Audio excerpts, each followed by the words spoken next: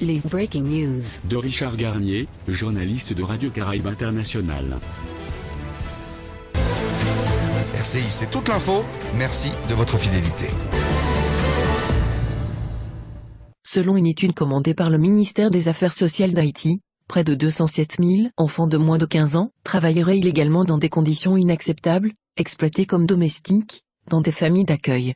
On les surnomme Richard Garnier, les reste avec. Mon nom est Mathieu Méan, j'ai 13 ans. Je viens de Fond-des-Blancs. Je suis venu en août 2006 parce que ma mère n'a pas assez de moyens pour m'occuper. C'est donc un chiffre véritablement alarmant et presque insupportable. 207 000 enfants de moins de 15 ans seraient aujourd'hui exploités en tant que domestiques dans des familles qui ne sont pas les leurs. Là où je vis, je dois travailler tous les jours. Le matin, le soir, je dois faire la vaisselle, le ménage, faire la cuisine, le linge, m'occuper du bébé de la famille. Quand je fais quelque chose qui ne leur plaît pas ou quand je ne suis pas d'accord, ils me battent, ils me donnent des coups. Il suffit qu'ils apprennent que je parle avec quelqu'un pour me frapper, me lancer des insultes et ne pas me donner à manger. Je n'ai pas de liberté. Situation décrite par cette enquête menée par une vingtaine d'organisations nationales et internationales et induite par une problématique complexe qui fait appel à des habitudes culturelles. Ce phénomène est en effet aussi répandu que connu en Haïti et porte même un nom, les reste avec. Ce mot créole désignant ces jeunes, près d'1 sur 4 vivant dans d'autres foyers que le leur, fait plus largement référence à une longue tradition dans le pays voulant que les parents trop pauvres confient à un tiers leurs enfants afin de leur assurer de meilleures conditions de vie, un bel avenir et un accès à l'éducation. Ses parents sont morts sous les décombres de la maison. Une femme l'a sauvée pour aussitôt la mettre au travail. Elle me bat sans cesse, dit-elle, encore et encore. Elle refuse de me donner à manger parce que je ne travaille pas assez vite. Ils deviennent plutôt des esclaves domestiques. L'eau, le ménage, la préparation des repas, tout y passe. Une fois arrivé dans la famille d'accueil, l'enfant travaille. Laver les vaisseaux.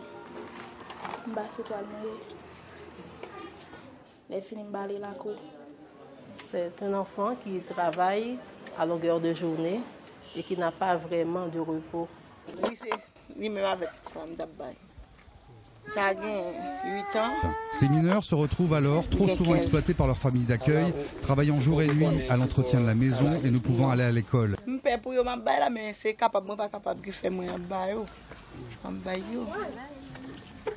Parents ça a été appris est-ce que t'as jeune monde bail tout monde s'arrêter pour prendre soin de monde ça pour dans l'espoir de me pour si tout monde ça t'arrive on bagaille pour venir changer famille mais parfois ça compte pas arriver parce que monde yo bail au lieu c'est yo comprendre c'est la vie tout monde a changé tout monde a plus mal en cas d'où me très tim quel que soit mal mangé yo mal dormi même retard quand même et c'est tellement moi le tim on a été avec monde il passe plus misé il y a bail au coup yo grand goût yo pas bien des fois.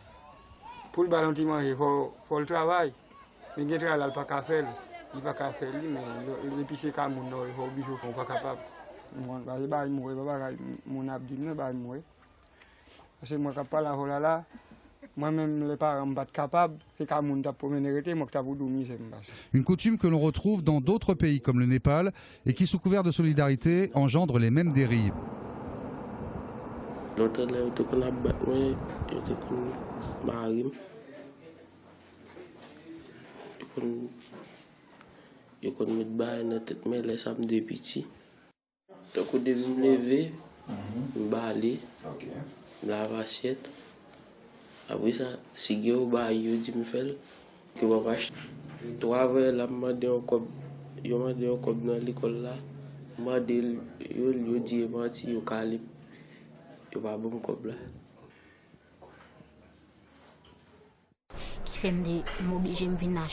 Farah, 18 ans, est l'une de ses victimes. Orpheline du séisme, son drame s'est déplacé dans la promiscuité de ce camp de la capitale. Les 5 jeunes garçons ont fait Les 5 fils de sa belle-mère l'ont violée encore et encore.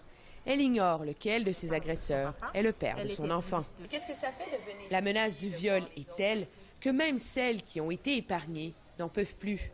Non, pas que mon café pression sur moi, mais Vanessa est hantée par la peur de subir le même sort. Or, les conventions internationales et le droit haïtien fixent à 15 ans l'âge minimum d'accès à l'emploi et à 14 heures hebdomadaires la limite acceptable qu'un enfant peut passer à effectuer des tâches ménagères dans son foyer. Un quota largement dépassé dans de nombreux cas, comparable à de l'esclavagisme. La toute dernière loi qui a été promulguée le 5 juin 2003, c'est la loi sur la solidarité familiale. En principe, il n'y a pas de domesticité infantile en Haïti d'après la loi. Mais dans la pratique, les parents continuent à envoyer leurs enfants en ville. Les gens continuent à ne pas considérer l'enfant en domesticité comme un enfant. C'est deux choses différentes entre la réalité et ce qui est écrit. C'est autorité pas décidé pour faire rien.